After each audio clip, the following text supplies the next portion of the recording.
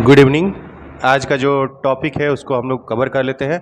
देखिए, पहला टॉपिक है हम लोग का सिंथेटिक फाइबर, जिसको हिंदी में हम लोग बोलते हैं संश्लेषित या मानव निर्मित तंतु।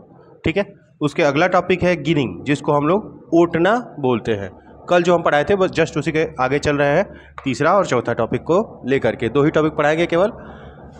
तरीका आपको पता है, पहले में आपका हेडिंग रहता है हिंदी और इंग्लिश दोनों लैंग्वेज में, उसके बाद इंग्लिश डेफिनेशन, हिंदी डेफिनेशन, और बाद में एग्जाम्पल को प्रयास करते हैं कि आसान तरीके से समझा सके।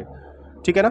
ये हमारा हेडिंग है। इसके बाद इंग्लिश डेफिनेशन, हिंदी डेफिनेशन, उसके बाद क्या है हमारा उदाहरण। देखिए, शुरू करते हैं। देखिए, सिंथेटिक फाइबर क्या है? Fibres that are made by humans using chemical in factory are called synthetic fibre. यानी कि ऐसे फाइबर, पीछे पड़े थे रेसे, ठीक है ना, रेसे या तंतु, ऐसे रेसे जिनको हम लोग कहाँ बनाते हैं?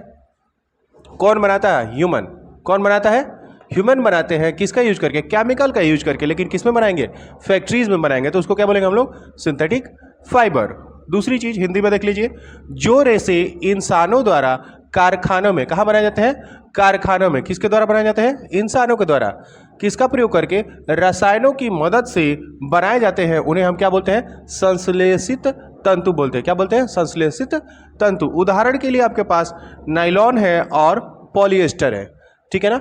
नायलॉन हो या नायलॉन की जैसे रस्सी होती है, ठीक है ना, जो बहुत मजबूत होती है, और पॉलिएस्टर है जिससे हम लोग का बैग वगैरह बना रहता है, ठीक है ना, जो स्मूथ रहता है, वाटर प्रूफ रहता है, जैसे छाता वगैरह बने रहते हैं इस तरह के। ठीक है ना।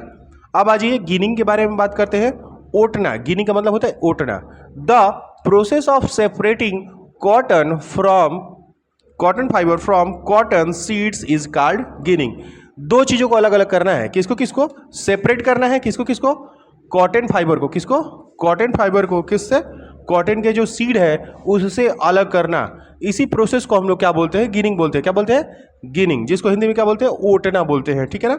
हिंदी डेफिनेशन देख लीजिए, कपास के गोलकों से रुई के रेशे को कंघी जैसे प्रक्रिया से अलग करने को क्या कहा जाता है? ओटना कहते हैं। ठीक है ना।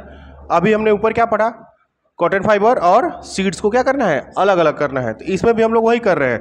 जो कपास का पौधा होता है उसमें जो फल निकलते हैं, ठीक है ना, फल के अंदर क्या भरा होता है? रुई भरा होता है। उसको तोड़ना और रुई को बाहर निकालना। तो उसके अंदर दो चीजें होती है। क्या क्या होती है? हम लोग की रुई होती है, ठीक है ना, और दूसरा चीज क्या होता है? उसका बीज होता है। क्या होता है?